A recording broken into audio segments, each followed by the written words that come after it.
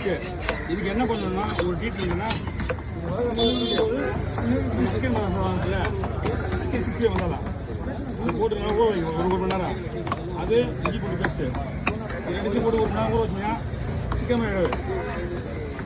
Chicken smell வரும், taste இருக்க மீன். மாசிக்காய் வேணுங்களா?